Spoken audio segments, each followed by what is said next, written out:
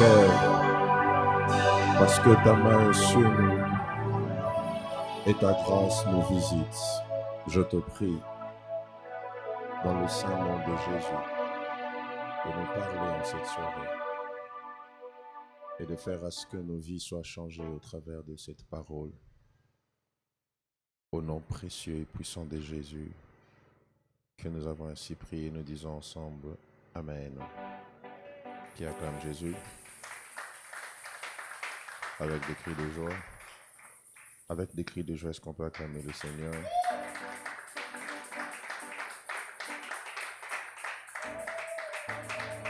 Fais encore pour Jésus. Est-ce qu'on peut bien acclamer le Seigneur, s'il vous plaît?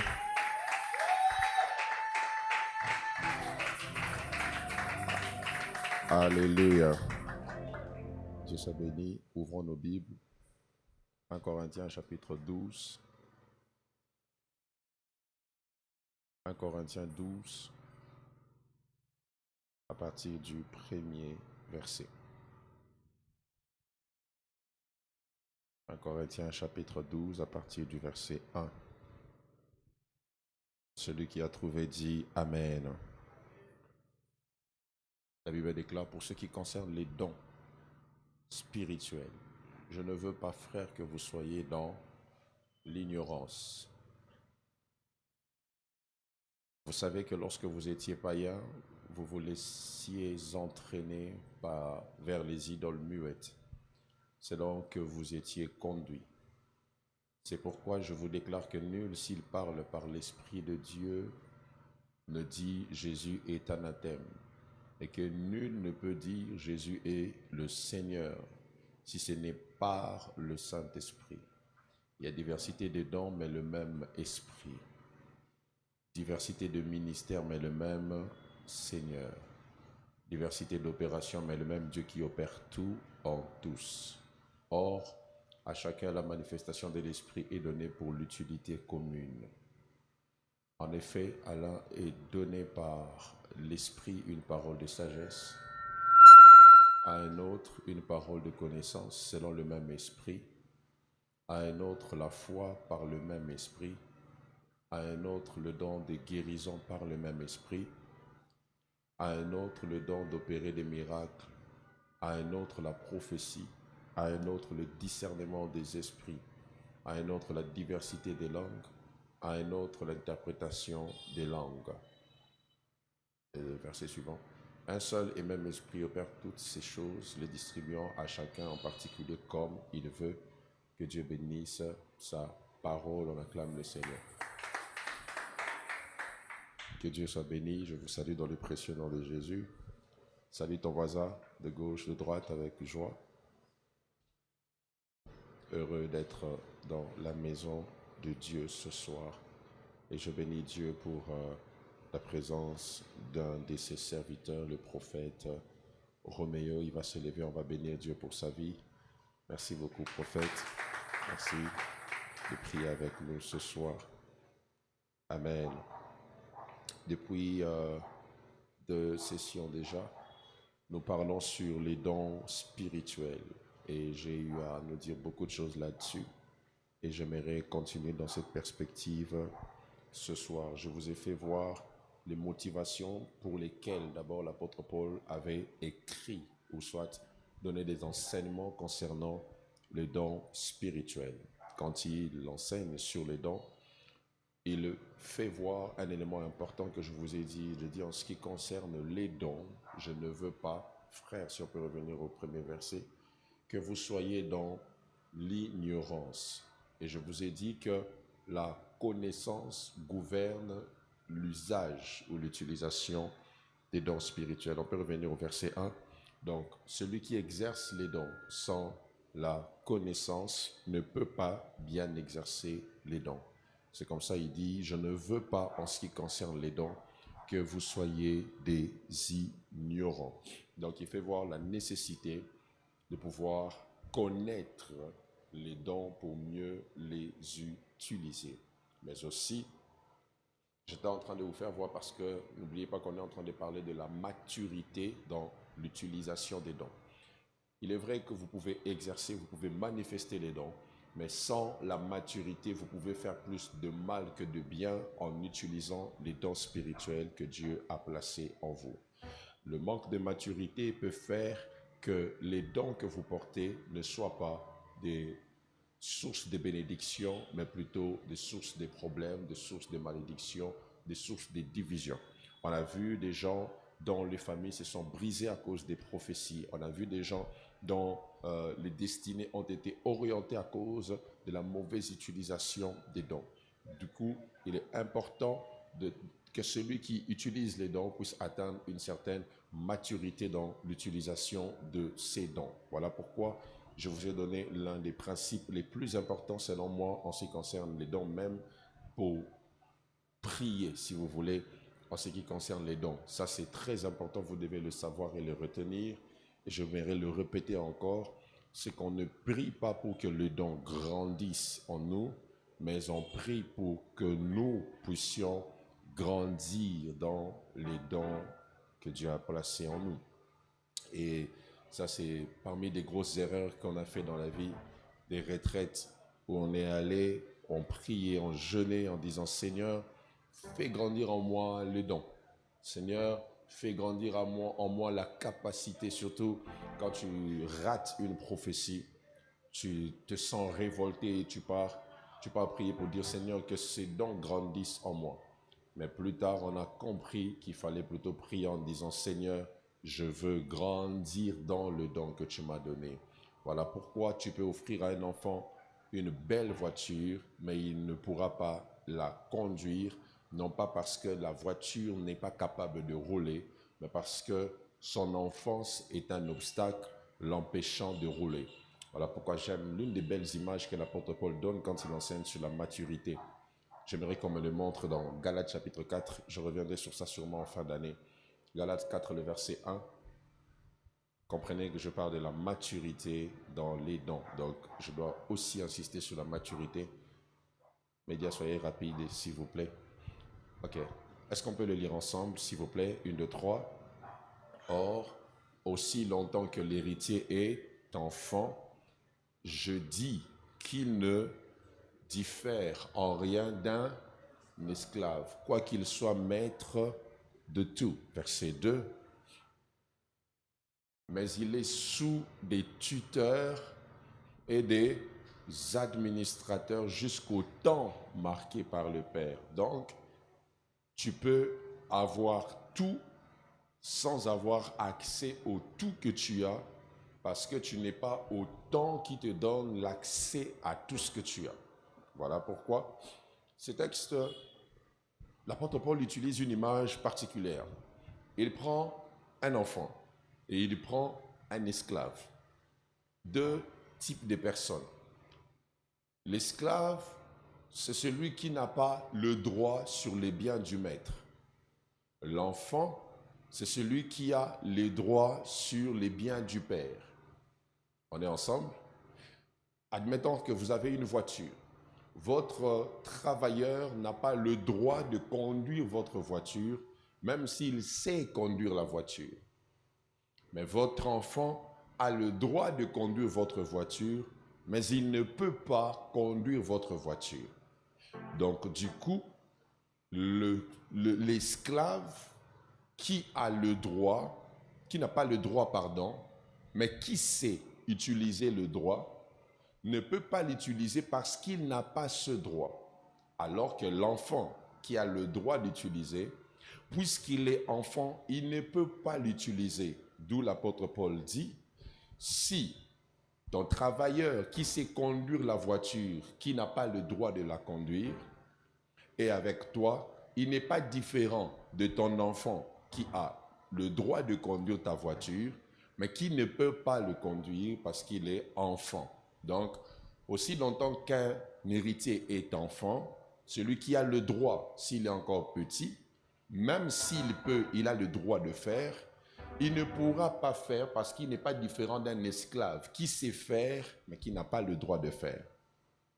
Ce qui veut dire, il y a des choses que vous pouvez posséder qui ont la capacité de bénir de vie, mais dont Dieu vous donnera accès à l'usage complet que lorsque vous atteindrez la maturité. C'est comme ça il dit au verset 2, il est sous des tuteurs et des administrateurs.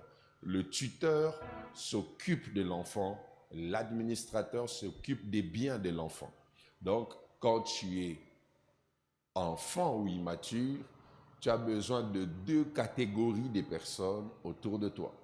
Voilà pourquoi, quand Abraham sort de la maison pour aller offrir Isaac, il avait 2 serviteurs. Mais quand il devait faire passer Isaac au test de maturité pour qu'il ait accès à l'héritage, les 2 serviteurs sont restés et il est monté qu'avec le Fils. D'où il est important pour l'Église, avant de jouir de tout ce que Dieu a prévu, préparé pour nous, en tant qu'Église, en tant qu'entité spirituelle, en tant qu'enfant de Dieu, même en termes de bénédiction matérielle, financière, c'est important que nous puissions grandir avant d'avoir accès. Amen. Amen. C'est important de croître, c'est important de grandir pour que nous puissions avoir accès à ce que Dieu a prévu ou préparé pour nous. Et ça, c'est un principe très important dans l'usage des dons spirituels. Ceux qui font l'école du ministère avec moi savent que je nous ai toujours dit qu'en vrai, ce chapitre n'enseigne pas sur les dons spirituels. Quand vous allez dans les textes originaux, ici on ne parle pas des dons spirituels, on parle des manifestations de l'esprit. Parce que bibliquement parlant, il y a 4 catégories de dons. N'est-ce pas les amis de l'école du ministère? Le premier type de dons, ce sont les dons de... Pardon? Je n'entends pas. Le don de l'esprit, selon Ésaïe chapitre 11. L'esprit du Seigneur se posera sur toi, esprit de conseil, de sagesse, d'intelligence. Ce sont les dons de l'esprit. Bibliquement parlant, quand on parle des dons de l'esprit, il s'agit d'Ésaïe chapitre 11. Ensuite, la deuxième catégorie de dons, ce sont les dons du service qu'on voit dans Romains chapitre 12, où l'apôtre Paul fait voir qu'il y a ceux à qui Dieu a donné la grâce de diriger, la grâce de conduire, la grâce de ceci, la grâce de l'idée. Et la troisième catégorie des dons, ce sont les manifestations de l'esprit. J'aime bien ça en lingala, makambo ya molimo. Donc, ce sont des signes, comme l'apôtre Paul le dit au chapitre 14. Si un non-croyant vient parmi vous, je l'ai dit hier, et que les secrets de son cœur, je l'ai dit le mercredi passé, les secrets de son cœur sont dévoilés, il reconnaîtra que Dieu est réellement au milieu de vous. À quoi servent les dons spirituels? À signaler que Dieu est dans un lieu. Les dons de l'esprit permettent à faire une signalisation que Dieu est en un lieu. Tel que nous sommes assis là, si il y avait un paralytique et que Dieu le guérissait en plein culte comme ça sera un signe pour nous attester tous que Dieu est réellement au milieu de nous. Et il a été prouvé que partout où l'on ne manifestait pas les dons spirituels et partout où l'on ne parle pas des dons spirituels, ils s'éteignent. Il est important de pouvoir parler et manifester les dons de l'esprit tels que Dieu nous les a donnés. Et je vous ai fait voir la première catégorie des dons que j'avais appelé les dons de... Les dons de quoi? La première catégorie des dons dont je vous ai parlé. Hein? Déjà, vous n'écrivez pas. À partir d'aujourd'hui, tout ouvrier qui viendra au culte sans Bible et sans cahier, je vais les chasser. Amen. Hein? Amen. Hein? À partir d'aujourd'hui, vous savez que je suis sérieux. Et puis je l'ai dit en direct, donc même les absents entendent. Celui qui viendra à l'église sans cahier, sans Bible en papier, je vais le chasser.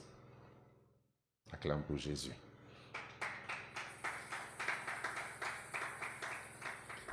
La première catégorie des dons dont j'avais parlé, ce sont les dons des révélations. Les dons des révélations. Et dans les dons des révélations, je vous avais parlé du don, premièrement, des paroles de sagesse dont l'apôtre Paul parle. Et j'ai toujours cru que ce n'est pas par hasard ou par accident que l'apôtre Paul a parlé de la parole de sagesse en première position, parce que la sagesse gouverne tout usage des autres dons. D'où il est important de pouvoir avoir ce don, et je vous ai fait voir toutes les caractéristiques possibles autour de ce don. Le deuxième type de don, le deuxième don de révélation dont je vous avais parlé, c'est le don de discernement des esprits. Discernement des esprits, j'aime ça. Discerner qui veut dire différencier, mais là on différencie quoi? Les esprits. On différencie la provenance des choses spirituelles. Le discernement des esprits est, pour moi en tout cas, arrangez le piano, le discernement des esprits est pour moi, surtout en ce temps-ci, un don très important.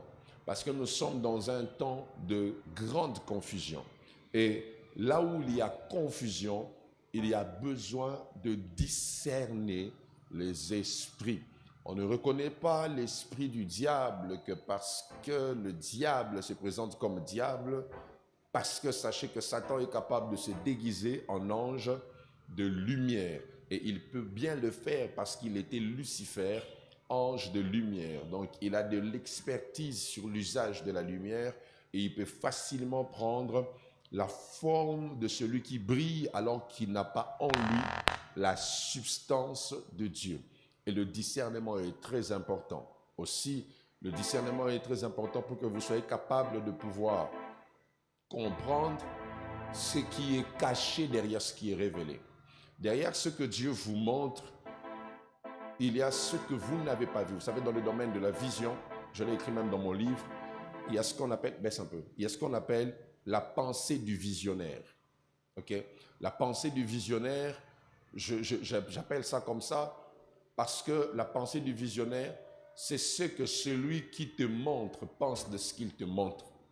Au-delà de voir une image, il faut que celui qui te montre l'image puisse te dire qu'est-ce qu'il pense de ce qu'il te montre. Le mercredi prochain, je parlerai du don de prophétie et vous le comprendrez mieux. Parce que la vision n'est pas un message. La vision est un transport du message. De la même manière, l'écoute n'est pas un message, c'est un transport du message. Donc, il y a une pensée que celui qui te montre a toujours derrière ce qu'il te montre. Voilà pourquoi, si tu ne discernes pas les esprits, tu risques de rassembler des troupeaux pour les héberger parce que tu as vu des vaches maigres et des vaches grasses, alors que derrière des vaches, Dieu a parlé des années. Une image qui n'a rien à voir avec le temps, mais Dieu parle du temps en utilisant des animaux. Si tu étais Joseph, qu'allais-tu faire? Sans le discernement, on fait beaucoup d'erreurs, même dans l'interprétation des songes, dans l'interprétation des visions, dans la compréhension des choses spirituelles. Sans le discernement, on tombe dans la confusion, on n'arrive pas à savoir qui est de Dieu et qui n'est pas de Dieu. Le troisième don dont je vous avais parlé, troisième don des révélations, c'est la parole de connaissance. J'avais longuement insisté sur ça et j'avais fini par la deuxième catégorie des dons qui concerne les dons de puissance. Le premier don de puissance dont je nous avais parlé, je bénis Dieu pour le culte de mercredi passé. On a parlé du don d'opérer des miracles. Je voudrais dire 2-3 choses que j'ai dites la fois passée. Le miracle n'est pas ce que Dieu fait. Le miracle, c'est comment Dieu fait ce qu'il fait. Le miracle n'est pas l'action, c'est la méthode derrière l'action. Quand c'est Dieu qui est derrière une chose, il change régulièrement des méthodes. Quand c'est Dieu qui est derrière le surnaturel que l'on voit, alors Dieu le fait de manière particulière et de manière différente. Ce don est très important, parce que ce don révèle la puissance et la manifestation de Dieu. Ce don est un don qui vient avec la capacité d'attester que Dieu est omnipotent. Lorsque les dons des miracles sont manifestés, on atteste l'omnipotence de Dieu. Dieu est tout puissant. Amen. Hein? Dieu est tout puissant. Et la toute puissance de Dieu, en ce temps, se signale non pas que par la création que nous voyons, mais la toute puissance de Dieu en ce temps se signale aussi par des œuvres miraculeuses que nous vivons autour de nous. Le miracle, quand vous le prenez dans le Nouveau Testament, ça sort de 3 expressions grecques dont la première c'est sémélon, qui veut dire simplement quelque chose qui casse la loi de la nature, qui casse la loi de la nature. Quand il y a un miracle, les lois de la nature sont fracassées, elles sont brisées, elles sont suspendues en un moment. Elles ne fonctionnent plus comme d'habitude. Quand il y a un miracle, Josué peut dire, sinon, soleil, arrête-toi sur Gabaon. Et le soleil s'arrêta parce qu'un homme a perturbé les lois de la nature. Il existe dans la Bible un don que Dieu a donné aux chrétiens qui peut casser les lois de la nature.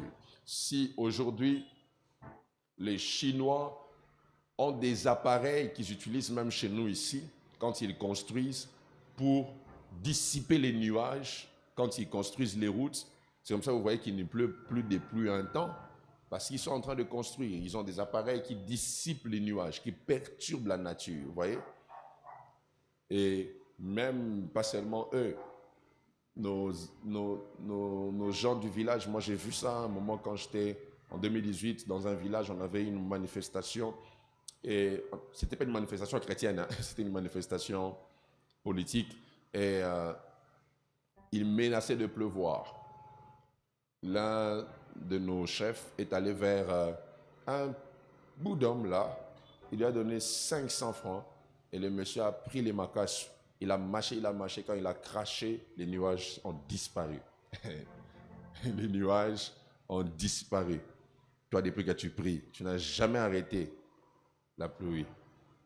Je n'oublie jamais, un jour, j'étais dans une activité, il menaçait de pleuvoir, c'était en plein air. Un jeune, là, intercesseur courageux qu'il est, il sort, il dit, pluie, je t'ordonne de quitter ici et d'aller très loin. Quand seulement il a dit ça, la pluie a commencé.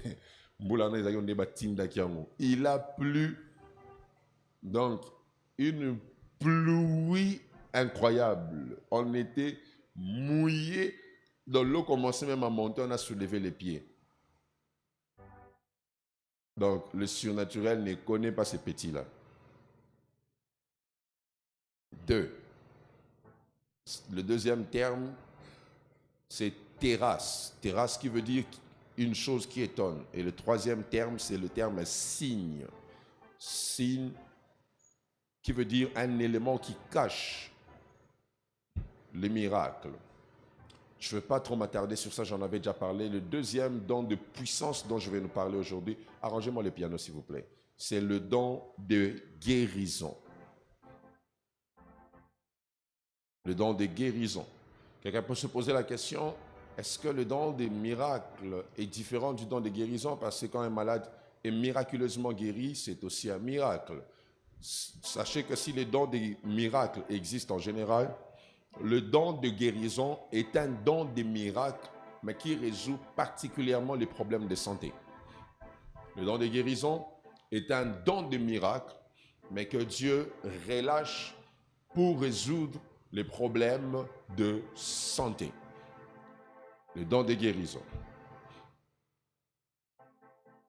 Le don de guérison. Et le don de guérison prend généralement 3 directions.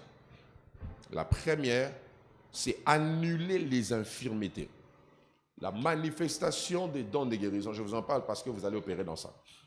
La manifestation du don de guérison vous donne la capacité d'annuler les infirmités. Ça vous donne la capacité de supprimer les infirmités. Quand les gens ont des infirmités, il existe dans la Bible un type de don qui a la capacité d'annuler les infirmités. J'ai vu dans ma vie, j'ai vu dans le ministère, que ce soit par moi ou par d'autres personnes, Dieu annuler des infirmités terribles. J'ai vu Dieu guérir des infirmités terribles, des choses étonnantes et surprenantes. Les dons de guérison vous donnent un pouvoir, celui d'annuler les infirmités dans les corps des hommes. Amen. Ça vous donne le pouvoir d'enlever, de supprimer les infirmités dans les corps des hommes. Et je prie au nom de Jésus que Dieu dépose sur vos mains ce pouvoir de l'Esprit qui vous donne la capacité d'annuler les infirmités dans des corps humains. La maladie n'a jamais été dans le plan de Dieu. La maladie est la conséquence du péché. C'est quand l'homme a péché que son corps est devenu destructible. Et c'est là que la maladie a eu l'accès, la possibilité de pouvoir détruire les hommes. Et Dieu, dans sa souveraineté, a donné par l'Esprit un potentiel don qui a la capacité d'annuler les infirmités dans des corps. Je crois que tu peux mettre tes mains sur un aveugle et annuler l'infirmité qu'il y a sur lui. Je crois que tu peux poser tes mains sur un sourd et annuler cette infirmité sur lui. Je crois que tu peux prendre quelqu'un qui a une petite jambe. Oui, ça m'est déjà arrivé de prier pour quelqu'un qui avait un pied petit que l'autre, court que l'autre. Et j'ai vu Dieu prolonger l'os et ce pied avait même dépassé la taille de l'autre. On a prié et c'est redevenu, ça s'est rétréci comme ça. Aux yeux de tous, on voyait comment ça se faisait et les deux pieds ont pris la même taille.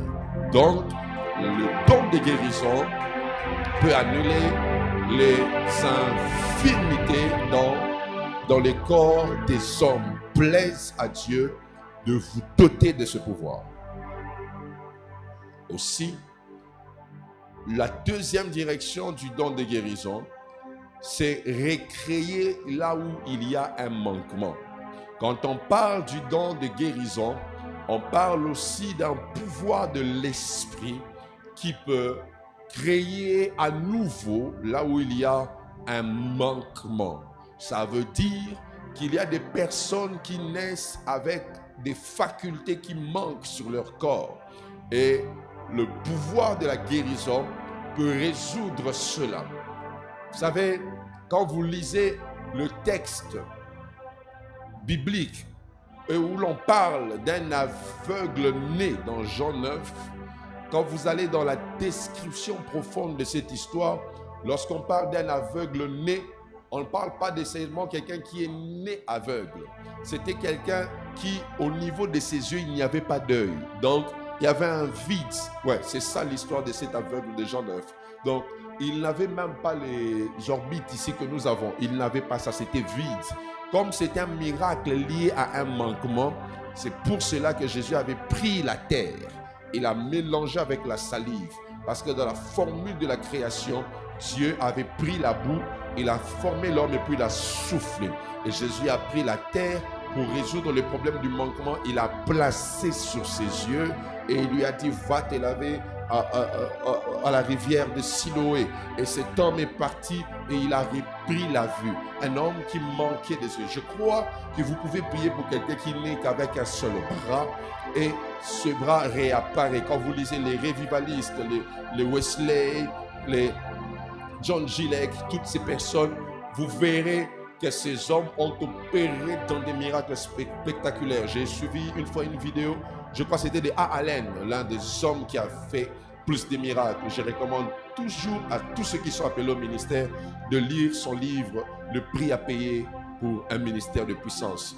Je l'envoie souvent. Si vous ne l'avez pas, écrivez-moi. Je crois que je vais le retrouver. Je vais vous l'envoyer. Ce livre, la première fois que je l'ai eu, c'est la première fois que j'ai reçu une manifestation spirituelle dans ma chambre comme ça. C'était même au salon. C'est un livre hyper puissant.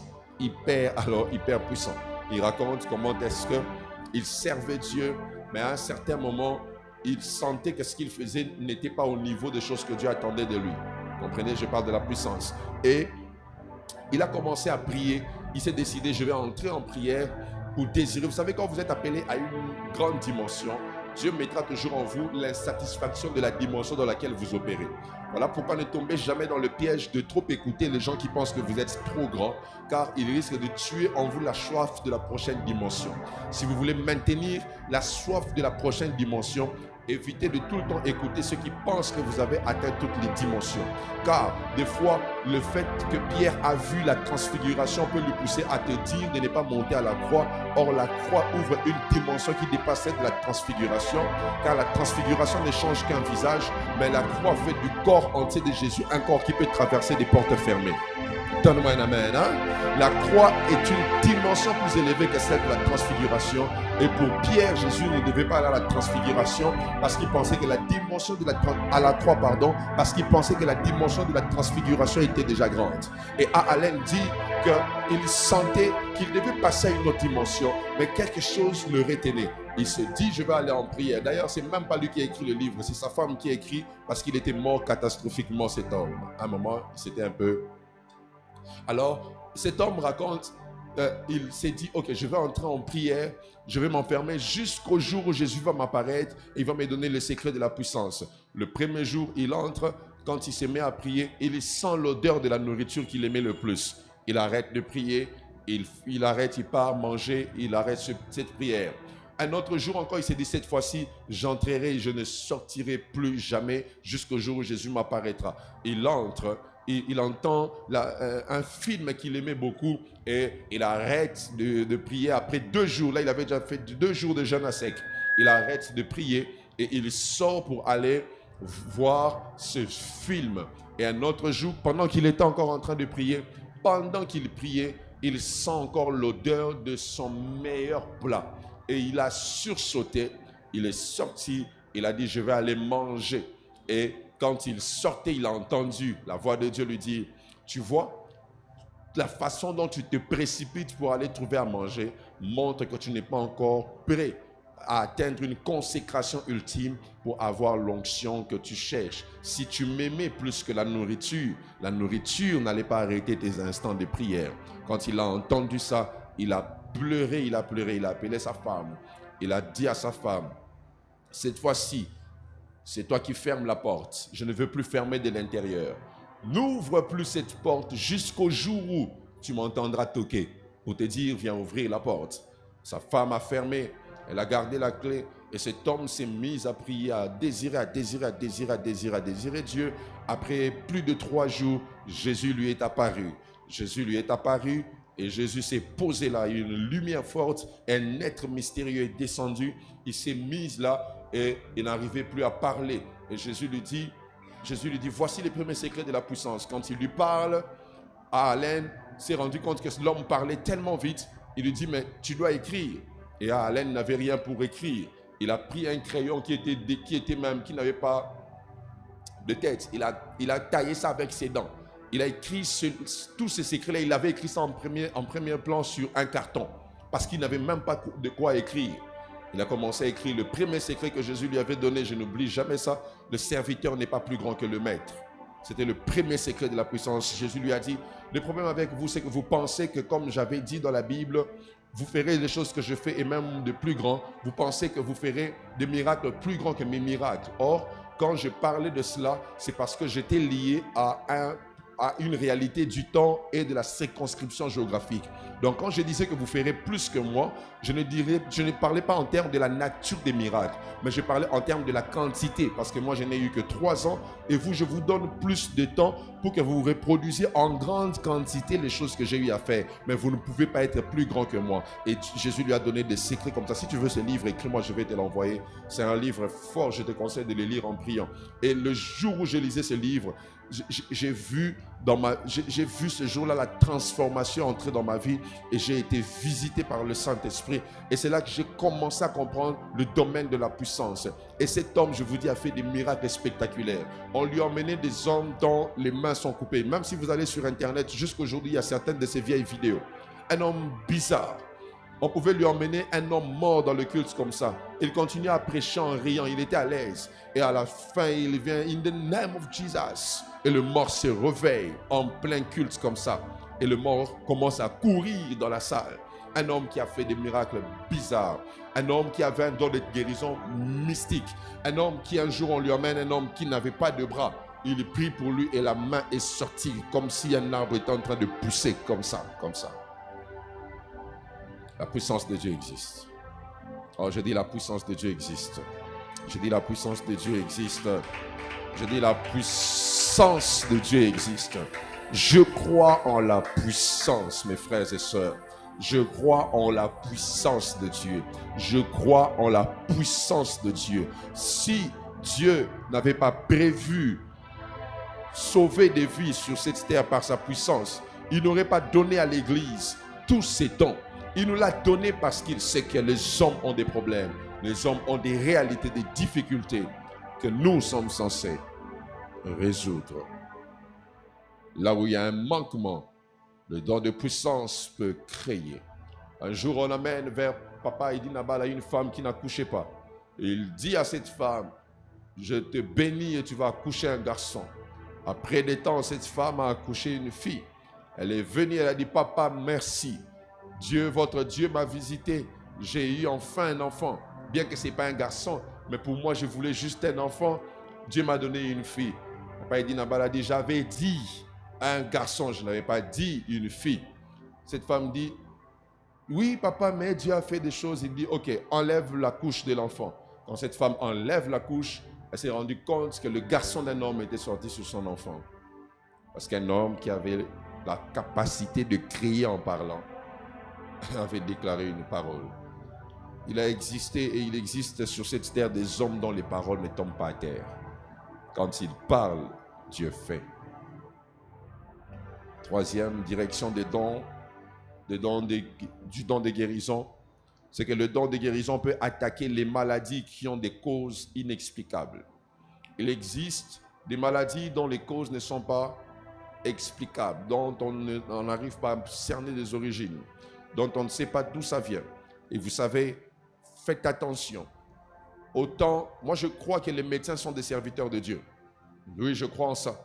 Dieu, le nombre de personnes qui guérissent par le traitement des médecins est plus élevé que le nombre de personnes qu'on guérit à l'église par imposition des mains. Donc les médecins sont des serviteurs de Dieu pour opérer dans le don de guérison. C'est un don de guérison de recevoir la formule d'un vaccin. Parce que le nombre de personnes vaccinées est plus élevé que le nombre de personnes pour qui on peut prier dans un culte. Donc les médecins opèrent comme des serviteurs de Dieu. Mais il y a des domaines, des maladies où quand même les médecins regardent, ils n'ont pas d'explication. La Bible parle d'une femme dans la Bible qui avait le dos courbé, et la Bible précise par un démon. Donc, quand on voyait cette femme avec son dos courbé, ce n'était pas naturel, c'était un démon qui avait courbé son dos.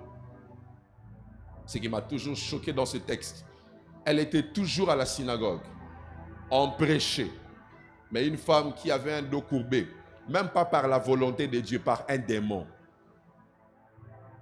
était en paix. Vous voyez comment est-ce que lorsqu'on ne manifeste pas la puissance, les démons sont confortables dans nos cultes?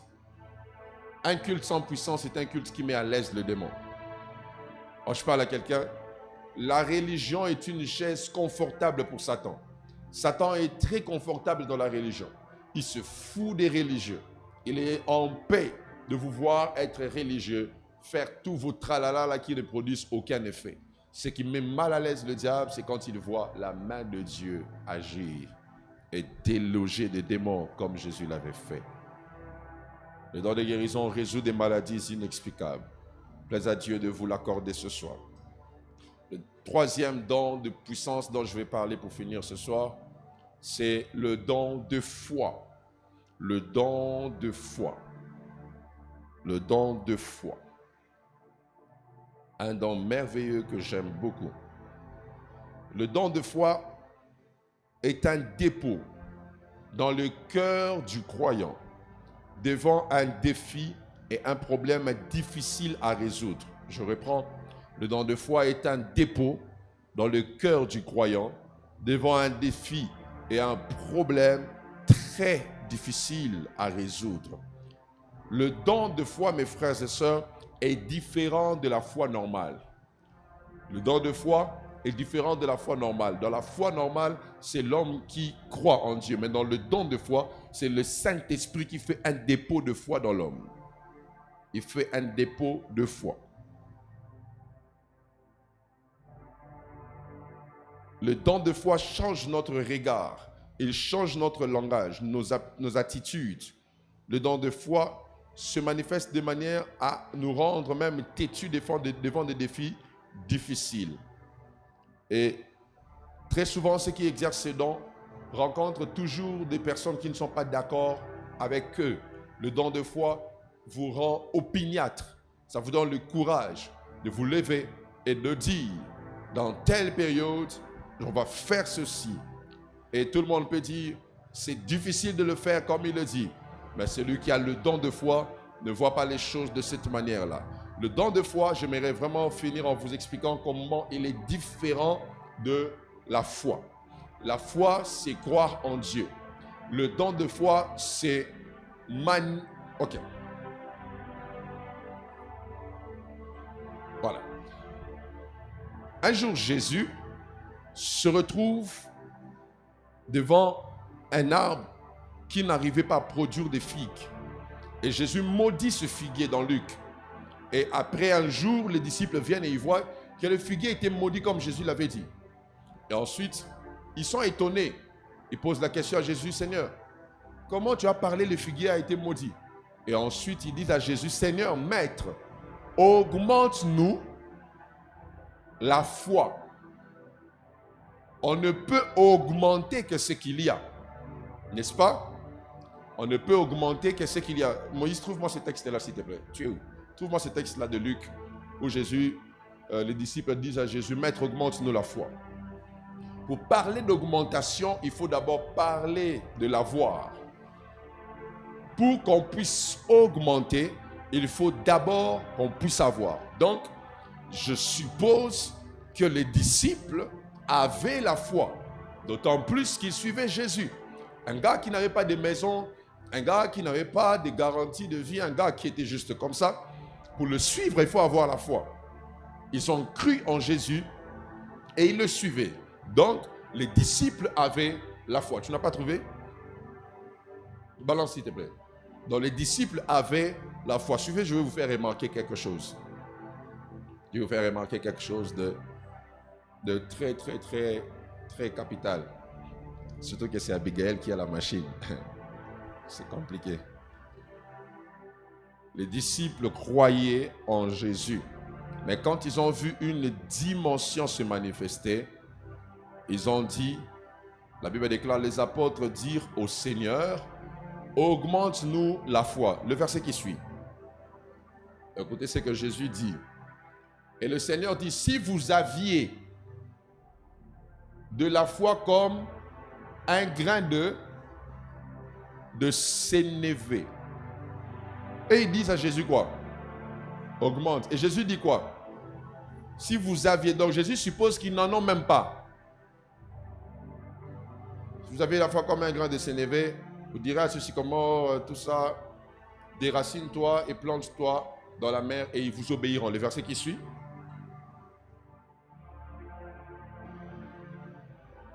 Non, rentre au verset 5 s'il te plaît.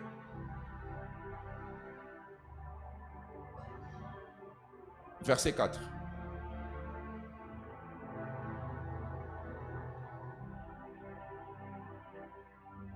C'est pas ça. Cherche-moi les textes de l'histoire du figuier, ici. Oh frère, tika caméra qui nous le canal texte. Oh.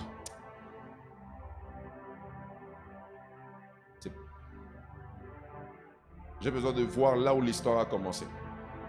Là où Jésus leur a dit, ayez foi en Dieu. Ou soit ayez la foi en Dieu. C'est là que ça a commencé avant que ça arrive ici. Ayez foi en Dieu. Ah, Abigail.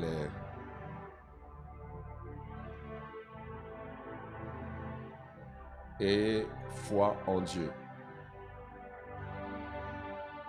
Le lendemain, après qu'ils furent sortis de Béthanie, Jésus eut faim.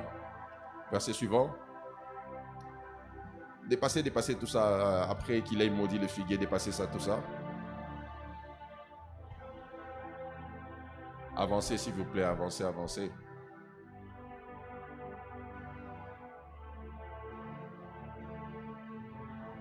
Prenons la... Ok.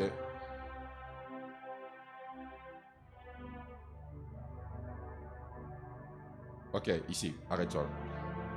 Jésus a maudit le figuier. Ils ont vu que l'arbre a séché. Ils en étaient étonnés. Et Jésus leur dit, ayez foi en Dieu. Le texte original ne dit pas ça. Le texte original dit, ayez la foi de Dieu.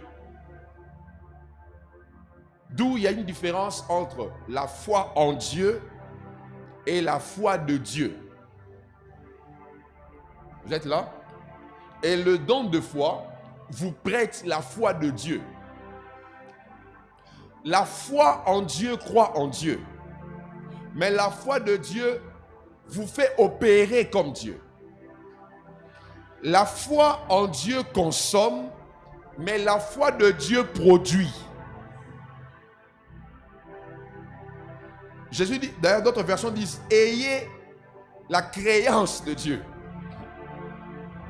La foi de Dieu est différente de la foi en Dieu. J'aime Habakkuk qui dit, le juste vivra. Hein? Le même texte est dit 2 fois dans la Bible, chez Habakkuk et dans les évangiles. Dans les évangiles, on dit, le juste vivra par la foi. Mais Habakkuk, je pense, dit, mon juste vivra par sa foi. Donc, il y a la foi et il y a ta foi. Et la foi en Dieu est différente de la foi de Dieu. Donc, quand Jésus dit aux disciples dans Luc, si vous aviez la foi, pendant qu'ils disent, augmente-nous la foi, Jésus est en train de leur faire comprendre, le type de foi qui a fait ce que vous avez vu, ce n'est pas le type de foi que vous avez. Vous avez foi en Dieu. La foi en Dieu vous fait dépendre de Dieu. Mais la foi de Dieu fait que les hommes dépendent de vous. Voilà pourquoi, lorsque Moïse a séparé la mer, la Bible déclare que le peuple crut en Dieu et en Moïse. Parce que la foi de Dieu produit. Mais la foi en Dieu consomme. La foi en Dieu dépend de Dieu. Mais la foi de Dieu vous fait manifester Dieu dans un temps. La foi de Dieu, c'est ce qu'on appelle le don de foi. C'est un dépôt qui vous rend têtu, opiniâtre, et qui vous fait croire que ce que vous dites va se faire. Comment ça va se faire, je ne sais pas. Voilà pourquoi, à certains moments, vous pouvez vous rendre compte que des gens qui opèrent dans certains dons, tu verras même quelqu'un qui opère dans des dons de guérison, mais il n'arrive pas à se guérir quand il est malade. Parce que déjà, tu dois savoir que la base du don, c'est que le don ne fonctionne pas en toi. Le don passe par toi pour les autres. Mais qu'est-ce qui peut faire que le don que tu as fonctionne en toi? C'est quand tu as le dépôt de foi. Voilà pourquoi le don de foi gouverne l'usage de tous les dons de puissance. Tu ne peux pas opérer dans les miracles si tu n'as pas le don de foi. Le don de foi diffère encore de la foi dans le fait que la foi croit, mais le don de foi sait. La foi marche avec la conviction. Le don de foi marche avec le savoir. La Bible dit dans Hébreu, il faut que ceux qui s'approchent de Dieu puissent croire que Dieu existe et qu'il est le rémunérateur de ceux qui le cherchent. Donc la foi vous fait croire que Dieu existe. Mais il y a une dimension où l'on ne croit pas qu'au Dieu qui existe, mais on sait que Dieu existe. Voilà pourquoi Job ne croit pas que son Rédempteur est vivant. Job sait que son Rédempteur est vivant et il se lèvera le dernier. Il y a des gens qui croient et il y a des gens qui savent. Et ceux qui savent sont ceux qui marchent avec le prophétique. Voilà pourquoi Abraham savait qu'Isaac n'allait pas mourir. Il dit à ses serviteurs, le fils et moi nous montons pour offrir. Ensuite, nous viendrons vers vous. Comment Abraham savait que lui et Isaac allaient revenir? C'est parce qu'il avait non seulement la foi, mais il avait un don de foi. Le don de foi marche avec la connaissance que tu as. Et cette connaissance est une connaissance révélée que l'Esprit te donne face à une situation où quand tout le monde pleure, tu es en paix, tu dis rien ne va arriver. Il ne va pas mourir. Et même s'il meurt, je vais le réveiller. Comment quelqu'un peut te dire que Lazare est mort? Toi tu dis qu'il n'est pas mort, il dort. Jésus savait qu'il pouvait arrêter cette situation parce que celui qui a le don de foi a l'information sur l'action de Dieu. Mais celui qui a la foi croit en l'action de Dieu. Et celui qui a l'information a plus de pouvoir que celui qui attend et qui croit. Parce que des fois, tu peux croire sans avoir un soubassement. Mais quand tu as le don de foi, tu sais comment communiquer cela. D'ailleurs, celui qui a un don de foi, il ne croit pas seulement, mais il libère une atmosphère qui pousse les gens à croire et à se dire certainement Dieu fera quelque chose au milieu de nous. Et je prie que Dieu te donne ce type de don qui t'amènera à croire devant des malades que la guérison est en train de venir, cette jambe est en train d'être réparée, cette infirmité est en train de disparaître. Mes frères et sœurs, quand vous êtes dotés de ce potentiel, quand vous êtes dotés de ce temps de foi, alors vous pouvez voir le futur dans le présent et le dire avec conviction que des grandes choses vont arriver. Voilà pourquoi je ne crois pas seulement, mais je sais que ta destinée est glorieuse. Je dis ta destinée est glorieuse. Peu importe ce que tu as connu et ce que tu vis maintenant, je sais que ta destinée est glorieuse. Le don de foi, mes frères et sœurs, opère avec la dimension du prophétique qu'il y a en l'homme qui croit et qui manifeste Dieu. Car la foi vient de ce qu'on entend. Écoute, la foi vient de ce qu'on entend. Mais ce qu'on entend vient de ceux qui peuvent manifester ce qu'on entend. Oh my goodness. Donc, il y a ceux qui reçoivent la foi par ce que nous on dit. Mais il y a nous qui avons la foi de parler pour que vous recevez la foi. Donc, celui qui entend reçoit la foi parce qu'il peut recevoir la foi. Mais celui qui te parle libère quelque chose qui produit en toi la foi. Donc, dans la foi, il y a ceux qui écoutent et il y a ceux qui parlent pour que les autres écoutent. J'ai dit, il y a ceux qui parlent pour que les autres puissent écouter. C'est ceux-là que Dieu met devant pour donner une direction, donner une voie, montrer un chemin. Et je prie au nom de Jésus que ce soir, une voie puisse se frayer au devant de toi, afin que malgré les souffrances du temps présent, que tu puisses t'attacher aux choses à venir. Voilà pourquoi l'apôtre Paul dit, rien ne me séparera de l'amour de Dieu, ni les choses présentes, ni les choses à venir. Il savait que même l'avenir n'a pas le pouvoir d'arrêter le destin glorieux que Dieu a avec un homme. Et je prophétise et déclare sur quelqu'un ce soir que Dieu te communique un don de foi fort, puissant.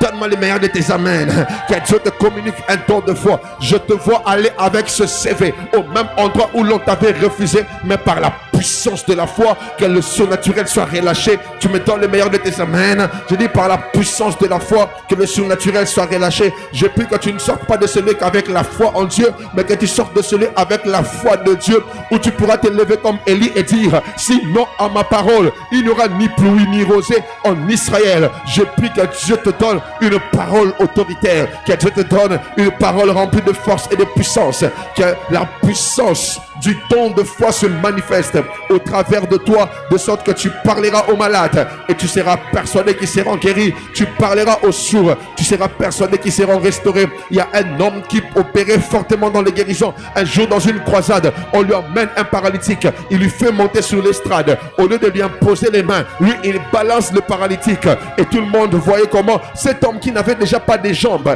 en train de tomber. Pendant qu'il tombait, les pieds sont sortis et cet homme est descendu debout. Le temps de foi te fait faire des choses chose que les gens considèrent comme de la folie. Et je prie que Dieu te donne la capacité de croire à ce qui est incroyable. Je dis que Dieu te donne la capacité de croire à ce qui est incroyable. Voilà pourquoi tout le monde croyait en Jésus en marchant à côté de lui. Mais il y a une femme qui savait que si je touche les bandes de sa robe, je serai guéri. Elle avait un savoir, elle avait une connaissance, elle possédait une opinion différente de tout ce que les gens autour d'elle avaient. Et j'aimerais dire à quelqu'un, lorsque tu es doté de ce don, tu auras des informations que tout le monde n'aura pas. Tu auras des informations que tout le monde n'aura pas. Et je prie dans le nom de Jésus que Dieu te donne cette dimension. Et le don de foi opère avec des actes de foi. Je prie qu'au sortir de ce culte, que tu sois capable de poser des actes de foi, que tu sois capable de poser des actes de foi. Je dis que tu sois rendu capable de poser des actes de foi. Je ne sais pas à qui je parle, mais je prie que tu sortes de ce lieu. D'ailleurs, pendant que nous sommes en ce lieu, que Dieu te rende capable de poser des actes de foi, des actes qui sortent de l'ordinaire, des actes qui sortent du commun du mortel, des actes qui vont au-delà de l'imagination des hommes, des actes qui, lorsque les hommes regardent, ils disent que c'est la folie. Comment est-ce qu'on est dans un pays en crise? Mais Élisée se lève et il dit, demain à la même heure, il y aura une mesure de farine. Et cet homme a dit à Élisée, même si Dieu ouvrait le ciel, pareille chose ne peut pas arriver. Le problème, ce n'est pas comment ça va arriver. Quand j'ai parlé, je sais que Dieu engagera les armées du ciel pour que la chose puisse arriver. Et je prie au nom de Jésus, avant le 31 décembre 2025, je dis avant le 31 décembre 2025, que la puissante main de l'Éternel t'emmène dans les hauteurs de manière inattendue. Avant la fin de 2025, que le Dieu de la Bible te donne une position inattendue. Avant la fin de 2025, que Dieu te donne une opportunité en or. Avant la fin de 2025, ce salaire sortira. Avant la fin de 2025, ce salaire augmentera. Avant la fin de 2025, quelque chose de fort va arriver. Je dis quelque chose de fort va arriver. Je dis quelque chose de fort va arriver. Je vois prophétiquement quelque chose de fort qui est en train d'arriver. Je vois prophétiquement une voix que Dieu est en train de frayer. Je vois prophétiquement une consolation que Dieu est en train de donner. Dieu me dit ce soir qu'il fait le recrutement des hommes et femmes appelés à opérer dans le surnaturel. Oh. Dieu recrute des hommes et femmes appelés à fonctionner dans le surnaturel. Et Dieu vous dote de ce potentiel. Dieu vous dote de cette capacité par une foi. Une foi dépôt.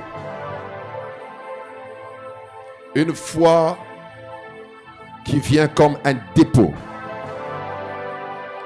Comme un dépôt.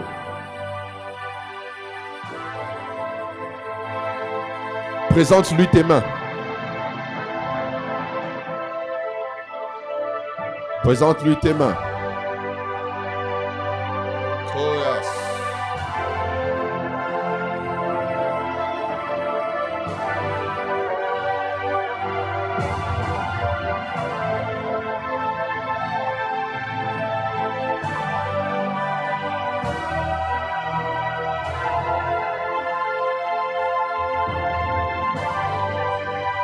Présente-lui simplement tes mains.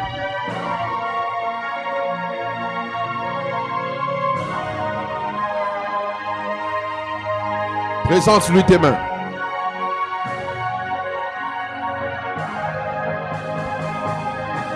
Présente-lui seulement tes mains. Augmentez-moi le volume du piano. Présente-lui tes mains. Et dis-lui, dépose ta puissance sur mes mains. Dépose ta puissance sur mes mains. Dépose ta puissance sur mes mains. Cette puissance qui peut même faire que lorsque tu salues quelqu'un, il reste connecté à toi.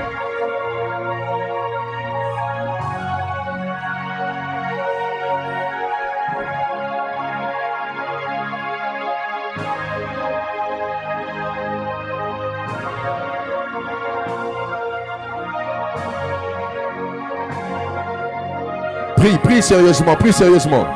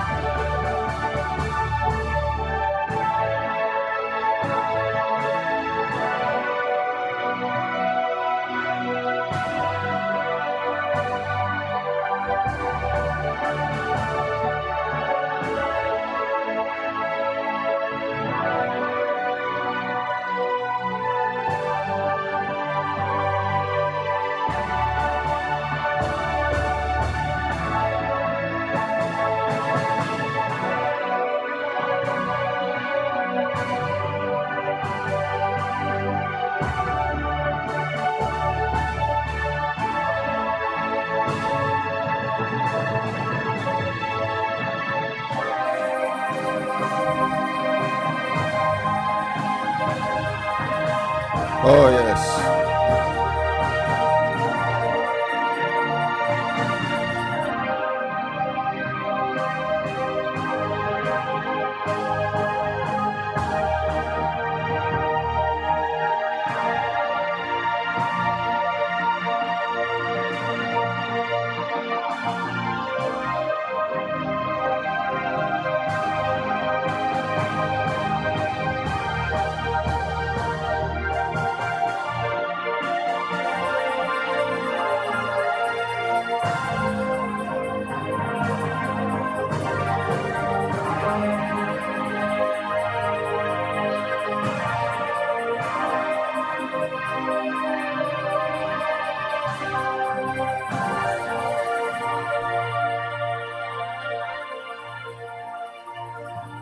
Alors que tes mains sont levées,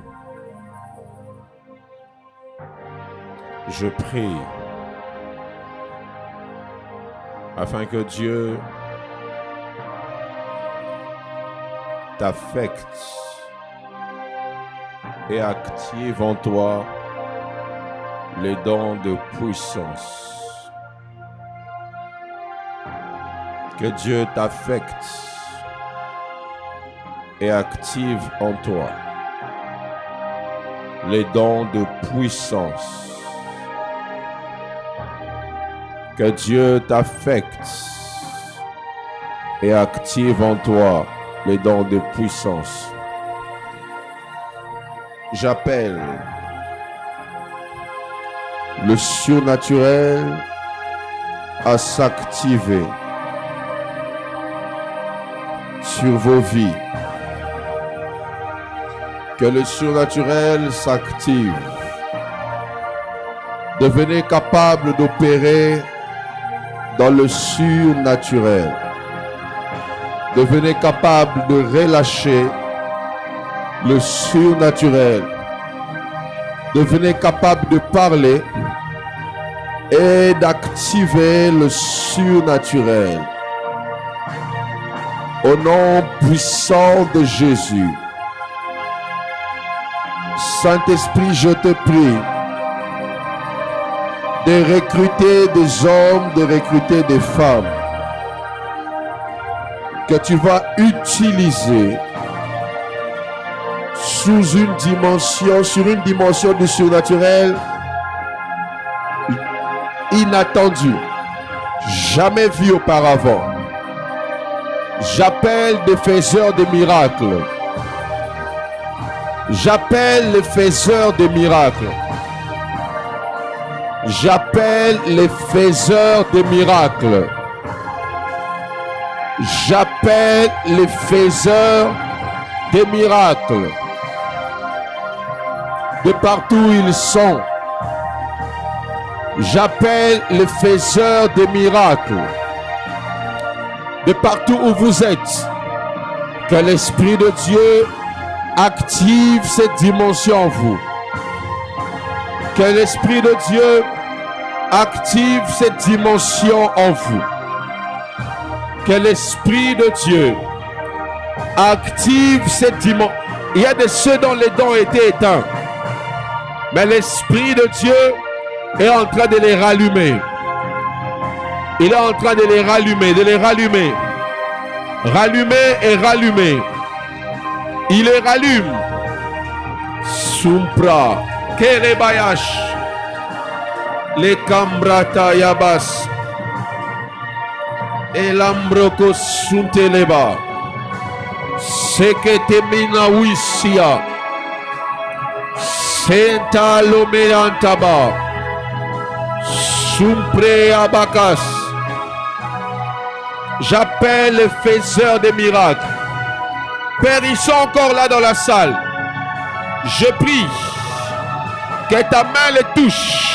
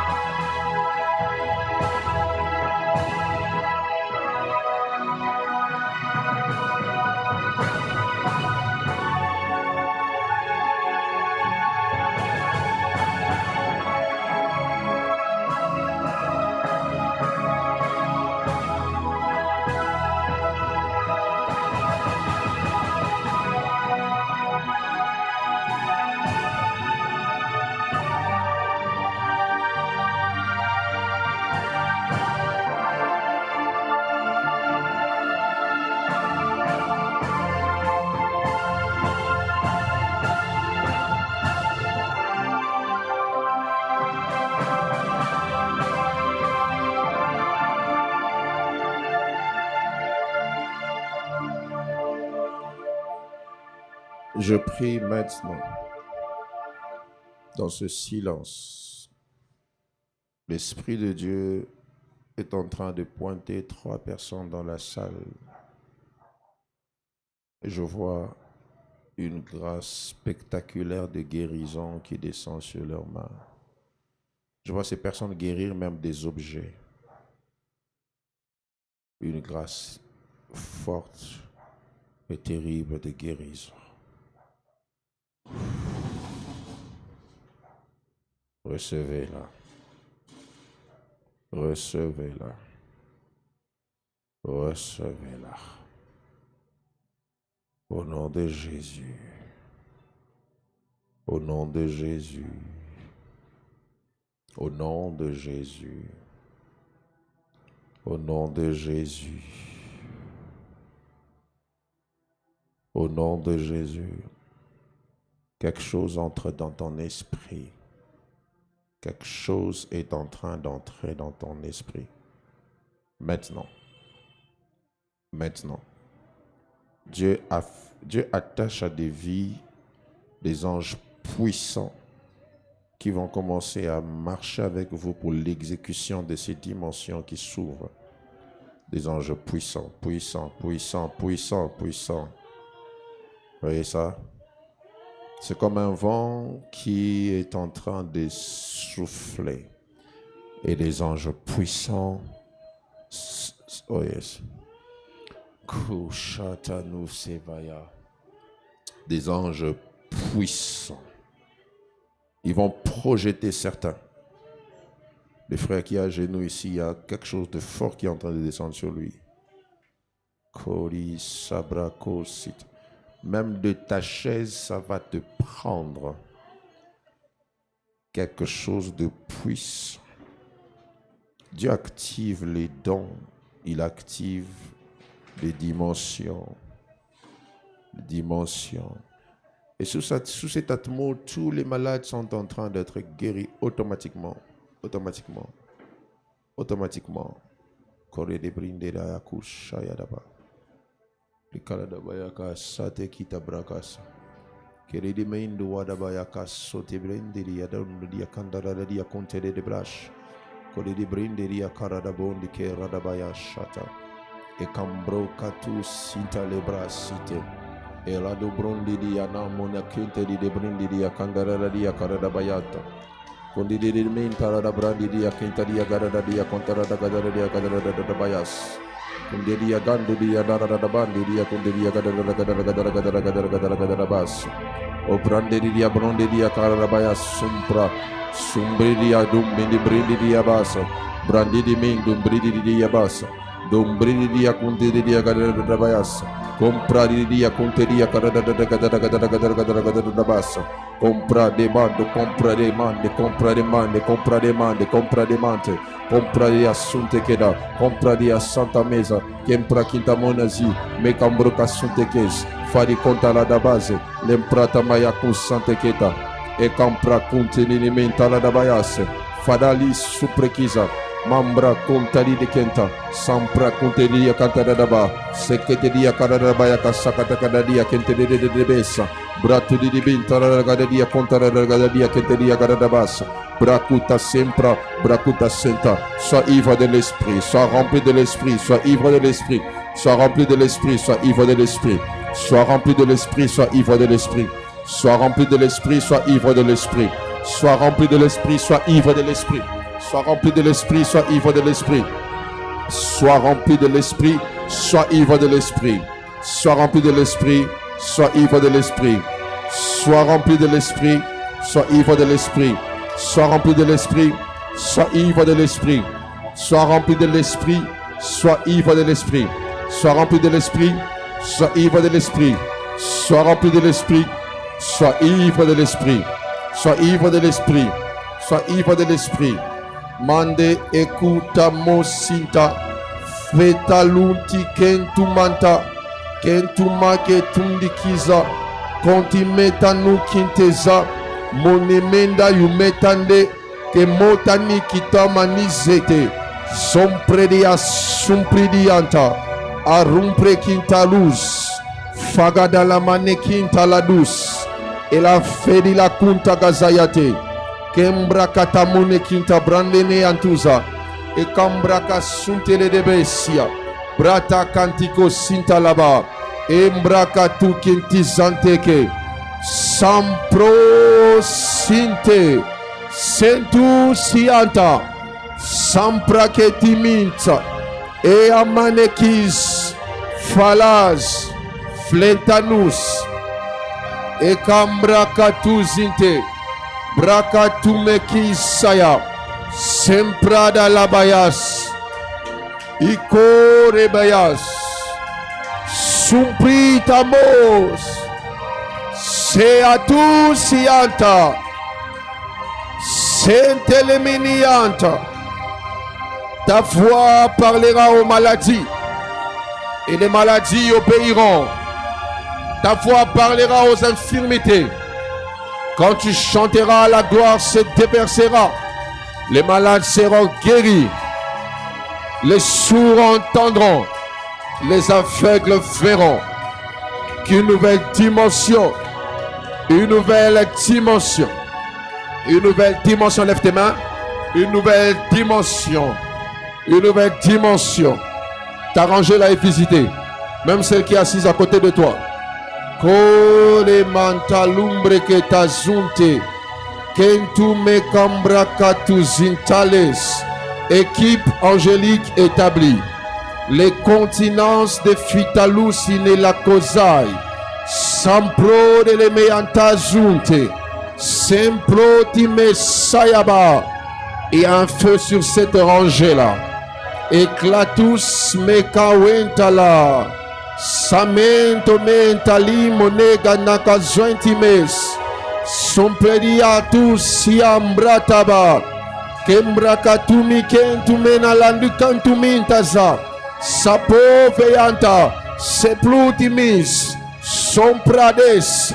Falati sianta kapaya. Ekantumi katuziminiante.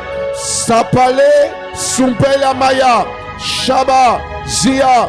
Zite, suya, zite, koya, koya, koya, koya antayame, supeata, sumple, sinta, kianta, sinte, sumpridas, fakata mayenta, sente kuntamala sinta, somple, samite de fa, shata, sumeta, suminiante, suminilianta, Sampros, Sintegas, Simbriques, E Amacantu Zinte, Abasia, Simpridiquinta, Somprediassa, Chaminta Mes, Fada Lambruque, Santa Kaya Bayante, Bayanti Minta Legazia, Sumpeli Mante Lagazite, Sumbridi Minta, Supridimise, Sopradabaya, Simpriquinta, Manquete, Sinte, Simbrita, Supridiente, Supridianta, Chale, Chitaza, Camprate, Suprete, Simprite, Sintique, Suprite, Sintikitele, Simpridimintale, Sambrakayaba. In Jesus' name, Bratakes. Shaya.